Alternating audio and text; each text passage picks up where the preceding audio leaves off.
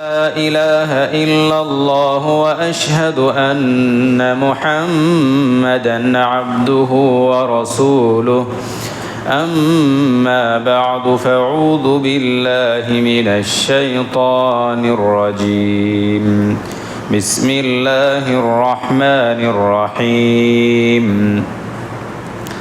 قاف والقرآن المجيد بل عجبوا أن جاءهم منذر منهم فقال الكافرون هذا شيء عجيب أإذا متنا وكنا ترابا ذلك رجع بعيد قد علمنا ما تنقص الأرض منهم وعندنا كتاب حفيظ بل كذبوا بالحق لما جاءهم فهم في أمر مريج أفلم ينظروا إلى السماء فوقهم كيف بنيناها وزيناها وما لها من فروج والأرض مددناها وألقينا فيها رواسي وأنبتنا فيها من كل زوج بهيج تبصرة وذكرى لكل عبد منيب ونزلنا من السماء ماء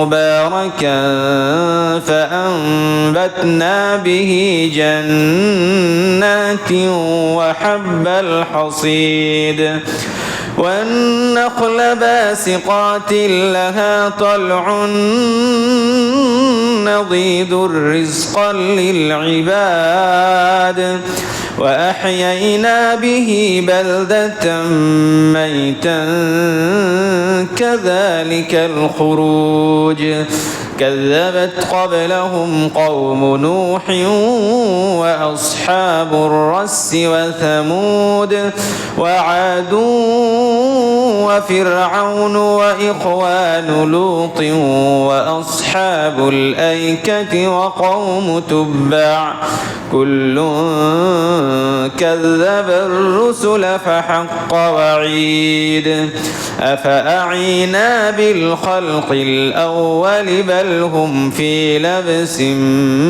من خلق جديد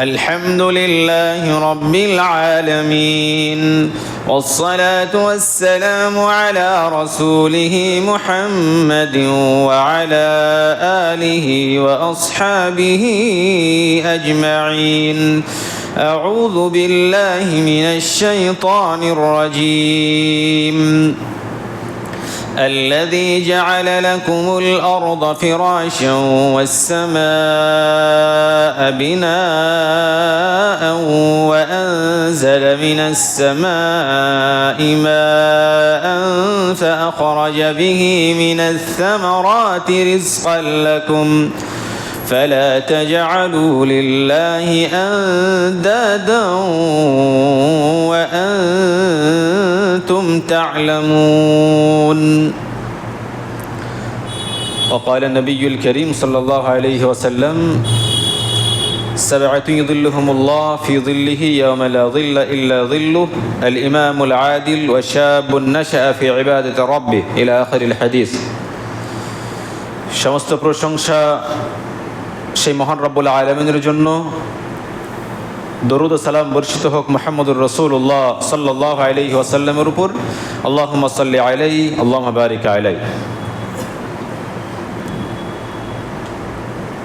আমি কোরআনে কারীম থেকে একটা আয়াত তেলাওয়াত করেছি এবং একটি হাদিসের কিছু অংশ পাঠ করেছি আমরা গত সপ্তাহে যথেষ্ট গরমের মধ্যে, গরমের যে তীব্রতা তার মধ্যে আমরা খুব কষ্টে দিন অতিবাহিত করেছি এবং আল্লাহ তাআলার কাছে বারবার দোয়া করেছি যে আল্লাহ তোমার রহমতের বৃষ্টি দ্বারা আমাদেরকে সুস্থ করে দাও, আমাদের যে প্রয়োজন সেই প্রয়োজনগুলো মিটিয়ে দাও। আমরা খুব পেরেশানির মধ্যে আছি। এই দোয়া আমরা অনেকে করেছি, অনেক জায়গায় সালাতুল ইস্তিসকার মাধ্যমে দোয়া করা হয়েছে। গত সপ্তাহে যতটা লোড ছিল, কারেন্টে যতটা লোড ছিল, প্রতিটি বাড়িতে ফ্যান চলা, এসি চলা থেকে আরম্ভ করে যে লোড ছিল সেই তুলনায় দুদিন থেকে সেই লোড নাই বললেই চলে। তার মানে এই গরমের কাছে, যে গরম ছিল এর কাছে আমরা সবাই অসহায়। বড় বড় বিজ্ঞানের কোনো ক্ষমতা নেই যে আল্লাহ তাআলা ছাড়া এই পরিবেশটাকে কেউ ঠান্ডা করে দেবে। পৃথিবীর কোনো বিজ্ঞানীর কোনো ক্ষমতা নেই। সেই মহাবিজ্ঞানী মহান রব্বুল আলামিন তিনি সেই পরিবেশকে ঠান্ডা করে দিয়েছেন। আমরা এখন সুস্থতার মধ্য দিয়ে আছি আলহামদুলিল্লাহ। এই 2-3 দিনে ফ্যান সেরকমভাবে চলেনি, এসিও চলেনি। এতে সরকারের কোটি কোটি টাকা সাশ্রয় হয়েছে, ইলেকট্রিক কোটি কোটি টাকার বেঁচেছে শুধু আল্লাহ তাআলার একটু রহমতের বৃষ্টিতে। আল্লাহ তাআলার রহমতের বৃষ্টির মাধ্যমে আমাদের ফ্যানও চালাতে হয়নি, আমাদেরও বিল বেঁচেছে। আমাদের এসি চালাতে হয়নি, আমরাও আমাদের বিলকে বাঁচাতে পেরেছি। আর সাথে সাথে সরকারেরও সাশ্রয় হয়েছে। তারা যে পরিমাণ ইলেকট্রিক সাপ্লাই করে সেই পরিমাণ ইলেকট্রিক আমরা নিতে পারিনি, কারণ প্রয়োজন হয়নি। সেরকমভাবে রাত্রে ফ্যান বন্ধ করে রেখে দিয়েছি, এসি বন্ধ করে রেখে দিয়েছি। শুধুমাত্র আল্লাহ তাআলা একটু রহমতের বৃষ্টি বর্ষণ করেছেন, সেই জন্য কোটি কোটি টাকা সেভ হয়েছে। তো মানুষ এত বড়ই নিমুখ হারাম, মানুষ এত বড়ই বেয়াদব, মানুষ এত বড়ই আল্লাহ তাআলাকে মানে ভুলে থেকে কিভাবে এই নাশুকরি আদায় করতে পারে। যে আল্লাহ তাআলা কিছুদিন আগে আমাদেরকে পুড়িয়ে মেরে দিচ্ছিলেন, সেই আল্লাহ তাআলার রহমতের বৃষ্টি দ্বারা আমাদেরকে যে ঠান্ডা করে দিলেন, পরিবেশ ঠান্ডা হয়ে গেল। তো তার জন্য কি একটু ইবাদত বন্দেগী করা, তার সন্তুষ্টির জন্য এই মাথাটাকে তার কাছে নত করা, এগুলা কি আমরা করতে পেরেছি? আল্লাহ তাআলা বলছেন আল্লাযী জাআলা লাকুমুল আরদা ফিরাশা ওয়াস সামাআ বিনাআ ওয়া আনজালা মিনাস সামা। যে আল্লাহ তাআলা তোমাদের জন্য এই জমিনকে করেছেন বিছানার মতো, ওয়াস সামাআ বিনাআ, এবং তিনি আসমানকে করেছেন তোমাদের জন্য ছাদের মতো, ছাদ স্বরূপ। ওয়া আনজালা মিনাস সামা, এবং তিনি সেই আসমান থেকে বৃষ্টি বর্ষণ করেন। কেন বৃষ্টি বর্ষণ করেন? ওয়া আনজালা মিনাস সামাই মাআন ফাআখরাজা বিহি মিনাস সামারাতি রিজকাল লাকুম। যে বৃষ্টির মাধ্যমে আল্লাহ তাআলা বিভিন্ন রকমের ফল ফসল উৎপাদন করেন। বৃষ্টি যদি পুরোপুরিভাবে বন্ধ হয়ে যায় তাহলে আমরা যে ফল ফ্রুট খাচ্ছি, যে ফসল খাচ্ছি, যে চাল ডাল গম খাচ্ছি, সমস্ত কিছু শেষ হয়ে যাবে, কিছুই পাওয়া যাবে না। পানি ছাড়া এগুলো কোনো রকম ভাবেই সম্ভব নয়। তো আল্লাহ তাআলা বলছেন ওয়া আনজালা মিনাস সামা, বৃষ্টি তো আমি বর্ষণ করি, আর সেই বৃষ্টির মাধ্যমে বিভিন্ন রকমের ফল ফসল আমি উৎপাদন করি। ফালা তাজআলু লিল্লাহি আনদাদা ওয়া আনতুম তা'লামুন। অতএব তোমরা জেনে বুঝে আল্লাহর স্থানে অন্য কাউকে বসাবে না, আল্লাহ ছাড়া অন্য কাউকে ডাকবে না। অর্থাৎ যথা সময়ে আমাকে ডাকো, আমি রব, সেই রব হিসাবে আমাকে স্মরণ করো, আমার সান্নিধ্যে এসো, আমার ইবাদত বন্দেগী করে আমাকে সন্তুষ্ট করো। কারণ তুমি যে জমিনে চলো সেই জমিনও আমার, যে ছাদ আছে উপরে সেই ছাদও আমার, আর সেই আসমান থেকে বৃষ্টি বর্ষণ করে বিভিন্ন রকমের ফল ফসল আমি উৎপাদন করি তোমাদের খাবার জন্য। তোমাদের জন্য যদি আমি ওই খাবার তৈরি না করি, ওই বৃষ্টি যদি বন্ধ করে দিই, তোমরা তো মরে যাবে। তো সব তো আমি করছি, তো আমাকে ডাকবে না, আমার সান্নিধ্যে আসবে না, আমাকে স্মরণ করবে না। সম্মানিত উপস্থিতি, আমরা গরমে ছটফট করি, যখন কোনো সমস্যা হয়। সেদিন একজন বলছিলেন যে একটু ইস্তেসকার নামাজ পড়ে একটু আল্লাহর কাছে দোয়া করেন, আমার বড় বাগান নেওয়া আছে, বাগানটাই শেষ হয়ে যাবে।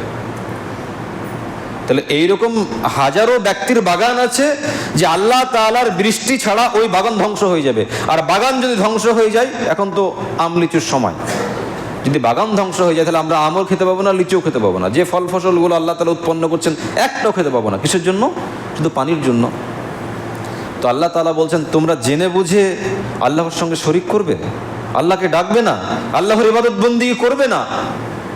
তো আমরা অনেকেই জানার পরে আল্লাহ থেকে বিমুখ হয়েছি, অনেকে না জেনে আল্লাহ থেকে বিমুখ।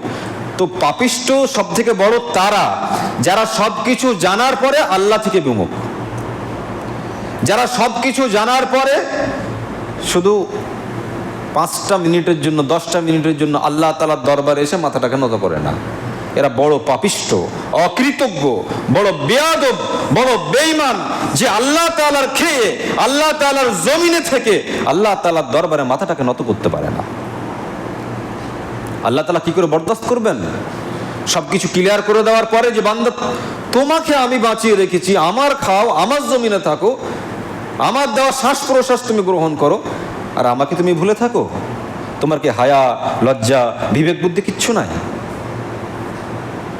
এই যে বৃষ্টি হলো, ঠান্ডা হলো, তো খুব তো আরাম পাচ্ছেন যে আল্লাহ তাআলা আমাদের প্রতি রহমতের বৃষ্টি বর্ষণ করেছেন, খুব আরামে আছি, খুব ঠান্ডাতে আমরা এখন বসবাস করতে পারছি, সময় অতিবাহিত করতে পারছি। তো এটা বলছেন কোন লজ্জাতে? কেন বলছেন? আপনি তো আল্লাহর বান্দা হিসেবে আল্লাহ তাআলার এখনো কৃতজ্ঞ বান্দাই হতে পারেননি, আল্লাহ তার শুকরিয়া আদায় করতেই শিখেননি, তো এগুলো কেন বলেন?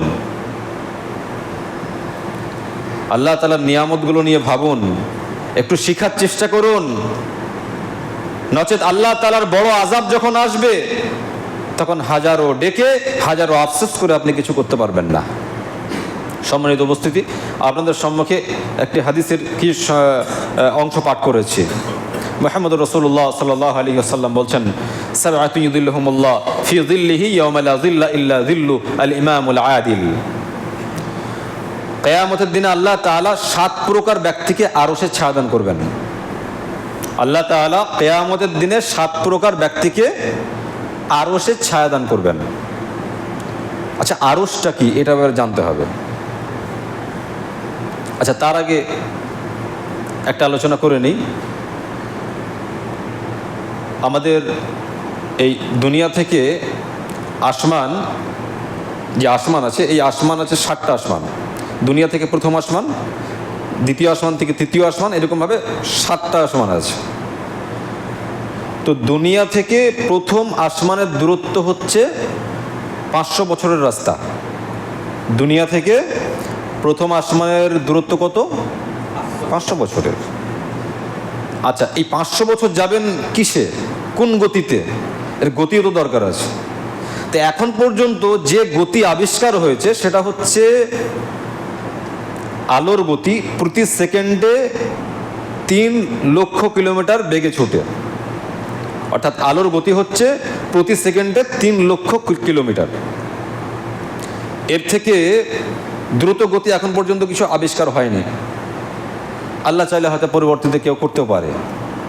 তো আপনি এই গতি ধরে নেন যে প্রতি সেকেন্ডে আলোর গতি হচ্ছে 3 লক্ষ কিলোমিটার। প্রতি সেকেন্ডে 3 লক্ষ কিলোমিটার গতিতে ছুটে আলো। তো এই গতিতে জমিন থেকে প্রথম আসমান পর্যন্ত সময় লাগবে কত বছর? 500 বছর। দ্বিতীয় আসমান থেকে তৃতীয় আসমান পর্যন্ত 500 বছর। এইরকমভাবে সপ্তম আসমান পর্যন্ত আপনার সময় লাগবে, যদি দ্রুত গতি, সব থেকে দ্রুত গতি যদি সেই গতিতে যদি আপনি ধরেন, তাহলে 3500 বছর সময় লাগবে। তো এই 7 আসমান আর এই 7 জমিন, এই জমিনের নিচে আরও জমিন আছে। যেমন আসমান 7টা আছে, ঠিক সেরকমভাবে জমিনও 7টা আছে। তো এই 7টা আসমান আর এই 7টা জমিনের কাছে আল্লাহর যে কুরসি আছে, সেই কুরসিটা কত বড়, তার তুলনা কেমন? আল্লাহ রাসূল সাল্লাল্লাহু আলাইহি ওয়াসাল্লাম আবু যারকে বলছেন, আবু যার শোনো, একটা বড় মরুভূমিতে একটি আংটি ফেলে রাখা হয়েছে। তো ওই আংটিটা কত বড়, কতটুকু? তো তো ওই আংটির মতো হচ্ছে এই 7 আসমান আর এই 7 জমিন, আর বাকি মরুভূমি হচ্ছে ওই কুরসি। ভালো করে বুঝেন, এই 7 জমিন আর 7 আসমান, 7 জমিন আর 7 আসমান কতটা বড়? একটা বড় মরুভূমিতে একটা আংটি ফেলে রাখা হয়েছে। তো বড় মরুভূমিতে একটা আংটি ফেলে দিলে তো সেরকমভাবে নজরে পড়বে না, অতি তুচ্ছ, অতি সামান্য। তা আল্লাহ রাসূল বলছেন ওই আংটিটা হচ্ছে এই 7 আসমান আর 7 জমিন, আর বাকি যে মরুভূমি পড়ে আছে এই মরুভূমিটা হচ্ছে আল্লাহর কুরসি। আরশ কত বড়? আবু যর গিফারিকে আল্লাহ রাসূল সাল্লাল্লাহু আলাইহি ওয়াসাল্লাম বলছেন যে আরশটা কুরসির তুলনায় অত বড় যে কুরসিটাকে একটা বড় মরুভূমিতে ফেলে রাখা হয়েছে। সেই ফেলে রাখা তার পরিমাণটা কতটুকু? একটা আংটির মতো। আর বাকি যে মরুভূমি পড়ে আছে এই মরুভূমিটা হচ্ছে আল্লাহ তাআলার আরশ, যে আরশে আল্লাহ তাআলা সমাসীন রয়েছেন। তাহলে আমরা কি কোনো রকমভাবে কোনো অঙ্ক কষে আমরা হিসাবে নিয়ে আসতে পারবো যে আরশ কত বড় হতে পারে, আল্লাহ তাআলার কুরসি কত বড় হতে পারে, আল্লাহ তাআলার এই আসমান কত বড় হতে পারে? আমরা কি কোনো রকমভাবে হিসাবে নিয়ে আসতে পারবো? সম্মানিত উপস্থিতি, মুহাম্মদুর রাসূলুল্লাহ সাল্লাল্লাহু আলাইহি ওয়াসাল্লাম বলছেন কিয়ামতের দিনে আল্লাহ তাআলা 7 প্রকার ব্যক্তিকে আরশে ছায়া দান করবেন, যে আরশে আল্লাহ তাআলা সমাসীন রয়েছেন। এই 7 প্রকার ব্যক্তি ছাড়া আর কিন্তু কেউ আরশে ছায়া পাবে না। দুনিয়া থেকে সূর্যের দূরত্ব 14,96,00,000 কিলোমিটার। 14,96,00,000 কিলোমিটার দূরে অবস্থান করছে সূর্য দুনিয়া থেকে। আপনি ওর তাপ নিতে পারেন না, ওর তাপ আসে 200 কোটি ভাগের 1 ভাগ, সেটা আপনি বরদাস্ত করতে পারেন না। সেই জন্য আল্লাহকে খুব ডাকছেন যে আল্লাহ পানি দাও, পানি দাও, ইস্তেসকার নামাজ পড়তে হবে। তো কিয়ামতের দিনে যদি আরশের ছায়া না পান, তো মাথার উপরে যখন সূর্য থাকবে তখন কি অবস্থা হবে? যে সূর্যের দূরত্ব প্রায় 15 কিলোমিটার দূরে অবস্থান করছে, 15 কোটি কিলোমিটার, তার থেকে 200 কোটি ভাগের 1 ভাগ তাপ আসে, সেটা আপনি বরদাস্ত করতে পারছেন না। তো কিয়ামতের দিনে যখন মাথার উপরে সূর্য চাপিয়ে দেওয়া হবে, 1 মাইল উপরে সূর্য থাকবে, এই মাইল নিয়ে অনেক ব্যাখ্যা বিশ্লেষণ উলামারা করেছেন, মুহাদ্দিসরা করেছেন। তো আপনার মাথার উপরে যখন সূর্য থাকবে তখন আপনি কিভাবে বরদাস্ত করবেন? তো মুহাম্মদুর রাসূলুল্লাহ সাল্লাল্লাহু আলাইহি ওয়াসাল্লাম বলছেন কিয়ামতের দিনে আল্লাহ তাআলা 7 প্রকার ব্যক্তিকে আরশের ছায়া দান করবেন। তার মধ্যে এক শ্রেণীর ব্যক্তি হচ্ছে আল ইমামুল আদিল, ন্যায় পরায়ণ বিচারক যারা, তাদেরকে আল্লাহ তাআলা কিয়ামতের দিনে আরশের ছায়া দান করবেন। যে ব্যক্তি ন্যায় পরায়ণ ভাবে বিচার করে এই ব্যক্তিকে আল্লাহ তাআলা আরশের ছায়া দান করবেন। এখন আপনি বিচারক, আপনি বিচার করেন, কিন্তু আপনি যখন বিচার করতে গিয়ে দেখবেন যে এটা আমার আত্মীয়, তো এটা আমার ভাই, এটা আমার চাচা, এ তো আমার পার্টির লোক, আপনি জানছেন যে ও অন্যায় করেছে, তারপরেও আপনি বেঈমানি করে বিচার করছেন কেন? যে না, ও ভুল করলেও আমার লোক, ওকে ইনসাফ পাইয়ে দিতে হবে, ওর দোষ নেই এটা প্রমাণ করতে হবে। এইরকম ভাবে আপনি বেঈমানি করে বিচার করছেন। কিয়ামতের দিনে আরশের ছায়া আপনাকে হারাতে হবে, আপনি আরশের ছায়া পাবেন না। আর মুহাম্মদুর রাসূলুল্লাহ সাল্লাল্লাহু আলাইহি ওয়াসাল্লাম বলছেন আল ইমামুল আদিল, সেই ব্যক্তিকে আল্লাহ তাআলা আরশের ছায়া দান করবেন যে ব্যক্তি ন্যায়ভাবে বিচার করে। ওটা আমার ছেলে হোক, আমার স্ত্রী হোক, আমার ভাই হোক, যেই হোক না কেন, ভুল যদি করে সেটা ভুল হিসাবেই প্রমাণিত হতে হবে। আমি ভুল হিসেবেই প্রমাণ করব, কারণ আমার ছেলের জন্য, আমার স্ত্রীর জন্য, আমার ভাইয়ের জন্য, কোনো আত্মীয় স্বজনের জন্য আমি জান্নাত হারাবো না। ও ভুল করেছে, আমি ভুলের সংশোধন করব। ও ভুল করেছে, আমি সেটাই প্রমাণ করব। আমি বিচার ওইরকম ভাবেই করব। যদি এটা আপনি করতে পারেন, তাহলে কিয়ামতের দিনে আপনি আরশের ছায়া লাভ করতে পারবেন। একটা ঘটনা মনে পড়ে, আমার কোনো এক আত্মীয়, আমি তার সঙ্গে বসে আছি, একটা বাচ্চা এসে কাঁদতে লাগলো, কাঁদতে কাঁদতে এসে বলছে যে আপনার ছেলে আমাকে জুতো দিয়ে মেরেছে, আপনার ছেলে আমাকে জুতো দিয়ে মেরেছে, এই বলে সে কান্নাকাটি করছে। ওর ছেলেকে উনি ডাকলেন, ডেকে বললেন যে বেটা তুমি এই বাচ্চাটাকে তুমি জুতো দিয়ে মেরেছো? তখন তার ছেলে বলল, হ্যাঁ আব্বা মেরেছে। কেন মারলে? এর বিভিন্ন রকমের কথাবার্তা শোনাচ্ছে যে ও দোষ করেছিল, এই সেই। এবার ঠিক আছে, ও দোষ করেছিল, কিন্তু তুমি জুতো দিয়ে মারবে কেন? তুমি আমাকে বলতে পারতে। তখন ওই ছেলেটাকে ওর আব্বা বলল, এই জুতোটা নাও, নিয়ে তোমাকে যেমনভাবে পিটিয়েছে ঠিক সেই রকমভাবে আমার বেটাকে পিটাও। ছেলেটা পিটাবে না, উনি বাধ্য করলেন যে না, পিটাতেই হবে, এরকমভাবে ওকে মারো। নেক্সট দিন যেন কাউকে এরকমভাবে মারার কোনো সুযোগ না পায়, সাহস যেন না থাকে। সেই ছেলেকে দিয়ে তার বেটাকে পিটা করালো, তারপরে ছাড়লো। আমার সামনে বসে আছে। সম্মানিত উপস্থিতি, আমরা যখন এরকমভাবে ন্যায় বিচার করতে পারবো, যে আমার হোক ভাই, হোক আমার ছেলে, হোক আমার আত্মীয় স্বজন, যেই হোক না কেন, ভুল যদি করে আমি বিচার সেরকমভাবেই করব যেটা ন্যায়। আমার ছেলের ভুল, আমি বলবো আমার ছেলে ভুল করেছে।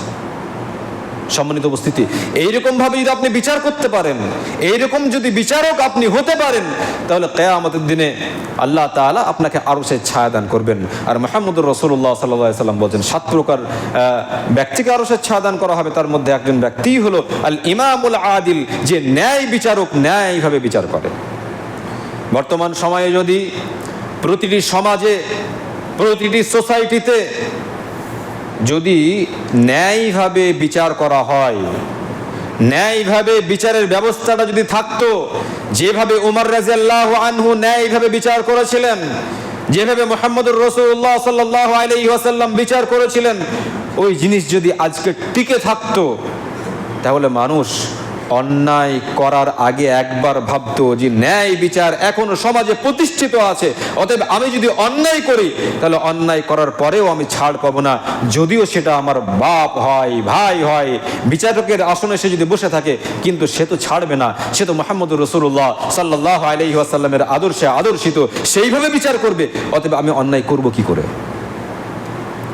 এখন তো বুঝতেই পারছেন, এখন পার্টির খেলা। আমি হয়তো কোনো দলে কাজ করি, কোনো দলে কাজ করতে করতে আমি হয়তো এমন কিছু ভুল করে বসলাম, আমি হয়তো নিচু শ্রেণীর, আমি হয়তো সেরকম পাওয়ারফুল নয়, তো আমি যদি ভুল করে বসি, তাহলে যতটুকু ভুল করেছি তার থেকে আরও বেশি কিছু চাপিয়ে দিয়ে আমাকে কেসে ফাঁসিয়ে দেওয়া হয়। আমি যদি ভুল নাও করি, আমি যদি কোনো হাই লেভেলের লোক যদি আমাকে মারধর করে, হাই লেভেলের লোক যদি আমাকে মারধর করে, উচ্চ শ্রেণীর লোক যদি আমাকে মারধর করে, আর আমি যদি বিচার চাই, তো অনেক ক্ষেত্রে দেখা যায় যে আমি দুর্বল, তখন আমার উপরেই জুলুম অত্যাচার সমস্ত কিছু চেপে যায়, যে কেন তো আমার বিরুদ্ধে বললে, তুই জানিস আমি কে?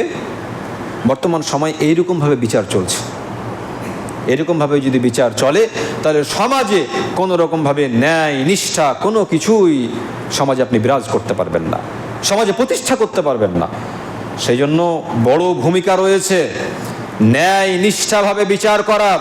ন্যায় নিষ্ঠাভাবে যদি বিচার করতে পারেন, ন্যায় নিষ্ঠাভাবে যদি সমাজে বিচারের ব্যবস্থা থাকে, তাহলে একজন ব্যক্তি কোনো ভুল করার আগে, কোনো জুলুম অত্যাচার করার আগে একবার ভেবে দেখে নেবে যে না, সমাজে এখনও তো ন্যায় নিষ্ঠাভাবে বিচার হয়, অতএব আমি এই ভুল করব কি করে? এই ভুল যদি করি তাহলে আমাকে এর জন্য শাস্তি পেতে হবে। তো আল্লাহ রাসূল সাল্লাল্লাহু আলাইহি ওয়াসাল্লাম বলছেন, যে ব্যক্তি ন্যায়ভাবে বিচার করে, কিয়ামতের দিনে আল্লাহ তাআলা তাকে আরশের ছায়া দান করবেন।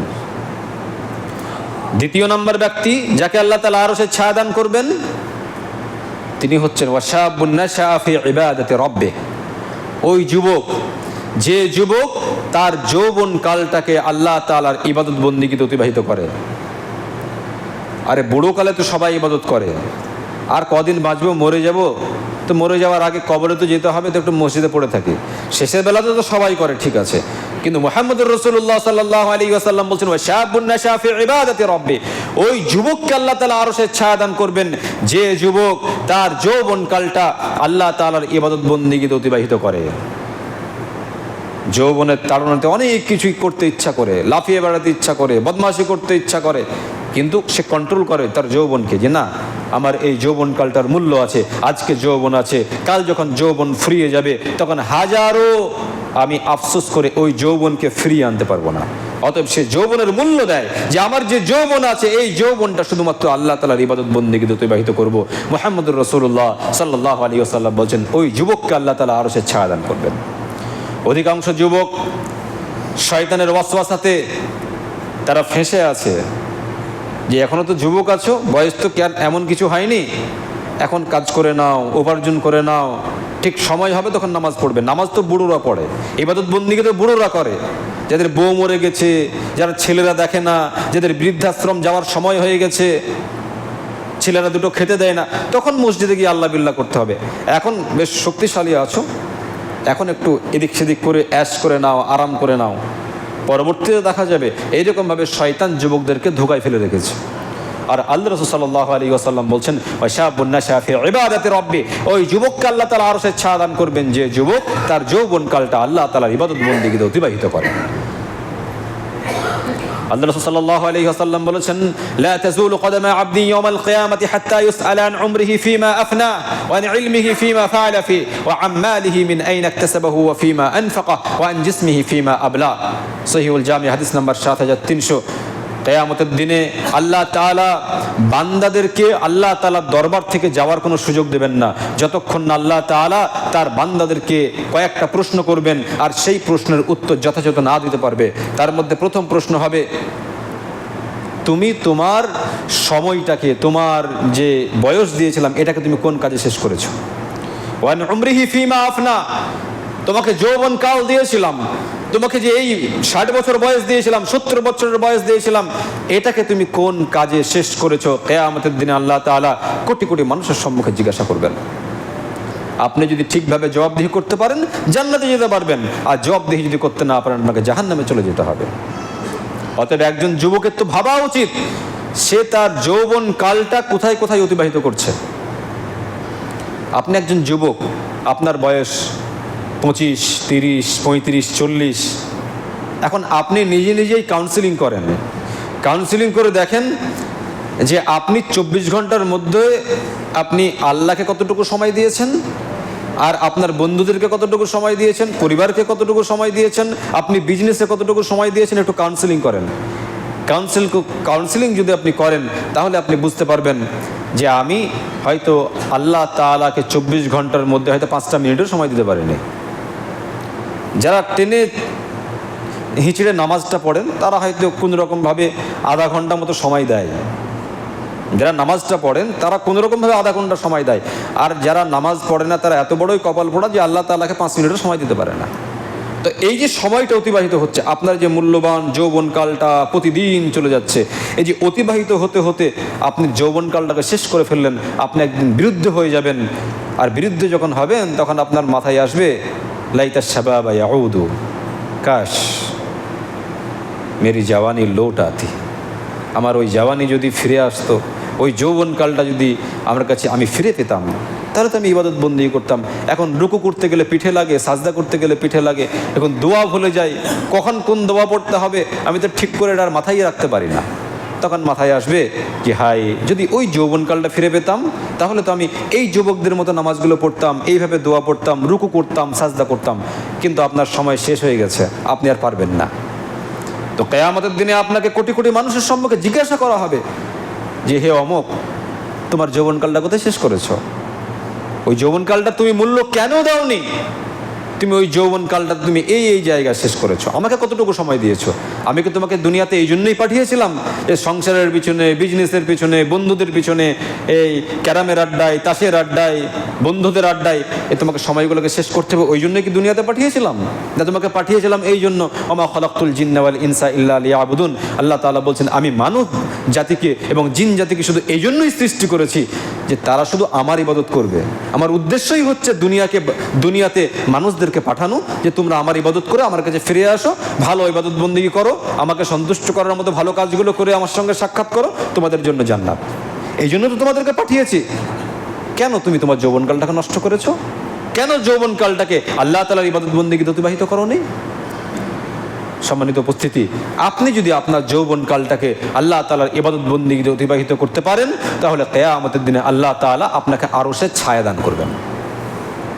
কিয়ামতের দিনে আল্লাহ তাআলা আপনাকে আরশের ছায়া দান করবেন। তো মুহাম্মদ রাসূলুল্লাহ সাল্লাল্লাহু আলাইহি ওয়াসাল্লাম আরও বলছেন যে কয়েকটা প্রশ্নের মধ্যে একটা প্রশ্ন হচ্ছে ওয়ান উমরিহি ফিমা আফনা, তার বয়স সম্পর্কে, যৌবন সম্পর্কে জিজ্ঞাসা করা হবে, তোমার বয়স, তোমার যৌবন, তুমি কোথায় শেষ করেছো। আরেকটা প্রশ্ন করা হবে ওয়ান ইলমিহি ফিমা ফাআলা ফি, তুমি কি অর্জন করেছো, কি শিক্ষা অর্জন করেছো এবং সেই মোতাবেক তুমি কি কাজ করেছো, কি আমল করেছো। আমাদের মাঝে অনেক মানুষ হাই এডুকেটেড বসে আছে, উচ্চশিক্ষিত অনেক মানুষ বসে আছে। তো আপনি কতটা শিক্ষা অর্জন করেছেন, এই শিক্ষা সম্পর্কে কিয়ামতের দিন আপনি জিজ্ঞাসিত হবেন এবং আল্লাহ তাআলা জিজ্ঞাসা করবেন যে তুমি তো অনেক শিখেছো, তো সেই শিক্ষা অনুযায়ী তুমি আমল কি কি করেছো। তো আমরা সাধারণত যারা শিক্ষা অর্জন করি, আমাদের শিক্ষা অর্জনের পেছনে যে মূল টার্গেট থাকে যে আমি যে শিখছি, তো এই শিক্ষার পেছনে আমাকে চাকরি পেতে হবে, এই শিক্ষার পেছনে আমাকে একটা বড় ধরনের কিছু কাজ করতে হবে, আমি যে আমার ছেলেকে শেখাচ্ছি, আমার ছেলেকে বড় ডাক্তার ইঞ্জিনিয়ার করতে হবে। অর্থাৎ আপনার যে শিক্ষা, এই শিক্ষাটা আপনি সীমাবদ্ধ রেখেছেন শুধুমাত্র দুনিয়ার স্বার্থে। তো এই শিক্ষা সম্পর্কে আল্লাহ তাআলা জিজ্ঞাসা করবেন, ছেড়ে দেবেন না।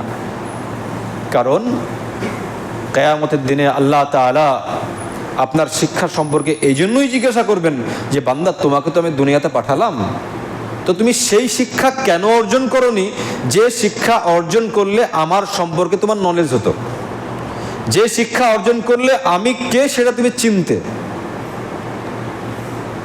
আমরা হাজারো মানুষ এমন আছি, হাজারো শিক্ষিত এমন আছে যে কিয়ামতের দিনে ব্যর্থ হয়ে যাব। অনেক শিক্ষা অর্জন করার পরে আল্লাহ সম্পর্কে আমরা সেই শিক্ষা অর্জন করতে পারিনি যে আল্লাহ কে, কেন আল্লাহ সৃষ্টি করেছেন, তার গুরুত্ব কতটা, তার জন্য আমাকে কি করতে হবে, এটা এখন পর্যন্ত আমরা বুঝতে পারিনি। আমরা কোরআনের যে 5টা আয়াত সর্বপ্রথম পেয়েছি, যে 5টা আয়াত সর্বপ্রথম নাজিল করা হয়েছিল, সেই 5টা আয়াত হচ্ছে ইকরা বিসমি রাব্বিকাল্লাযী খালাক, পড়ো তোমার প্রভুর নামে যিনি তোমাকে সৃষ্টি করেছেন। খালাকাল ইনসানা মিন আলাক, যিনি খালাকাল ইনসান, মানুষকে সৃষ্টি করেছেন কি থেকে? আলাক থেকে। আলাক রক্তপিণ্ড থেকে। আমি ওদিকে যাচ্ছি না। তো আল্লাহ তাআলা প্রথমেই বলেছেন পড়ো তোমার প্রভুর নামে যিনি সৃষ্টি করেছেন। তো আমাদের প্রথম কাজ হবে যে আমাদের পড়া সেটা প্রথম হবে যে যিনি সৃষ্টি করেছেন তার সম্পর্কে জানা। তিনি কে, কেন সৃষ্টি করলেন, কেন আমাদেরকে দুনিয়াতে পাঠালেন। খালাকাল ইনসানা মিন আলাক, আমাদের কোনো অস্তিত্ব ছিল না। আল্লাহ তাআলা মানুষকে সৃষ্টি করেছেন কি থেকে? রক্তপিণ্ড থেকে। তো রক্তপিণ্ডটা কি, রক্তপিণ্ডটা কি এ ব্যাপারে বড় হাদিস আছে, এ ব্যাপারে আমি যাচ্ছি না। ইনশাআল্লাহ নেক্সট জুম্মাতে আল্লাহ যদি স্মরণে রেখে দেয় এই ব্যাপারে বিস্তারিত আলোচনা করব। তো আমরা কিয়ামতের দিনে জিজ্ঞাসিত হব আমাদের শিক্ষা নিয়ে, আমরা কি শিক্ষা অর্জন করেছি, সেই মোতাবেক আমল করেছি কিনা। আল্লাহ তাআলা আমাদের সবাইকে সঠিকভাবে শিক্ষা অর্জন করার, সঠিকভাবে আমাদের যৌবনকে আল্লাহ তাআলার ইবাদত বন্দেগীতে অতিবাহিত করার তৌফিক দান করেন, আমিন। আমরা প্রত্যেকেই যেন কিয়ামতের দিনে আরও সে ছায়া লাভ করতে পারি, সেই তৌফিক আল্লাহ তাআলা দান করেন, আমিন। আমরা প্রত্যেকেই যেন আল্লাহ তাআলার সান্নিধ্যে এসে, আল্লাহ তাআলার দরবারে এসে আমাদের এই যৌবনকালটাকে তার ইবাদত বন্দেগীর জন্য এই পবিত্র মাথাটাকে যেন নত করতে পারি, আল্লাহ তাআলা সেই তৌফিক দান করেন, আমিন। আকুলু কাওলি হাযা আস্তাগফিরুল্লাহ লি ওয়া লাকুম ওয়া লিসাইরিল মুসলিমিন। আসসালামু আলাইকুম ওয়া রাহমাতুল্লাহি ওয়া বারাকাতুহু।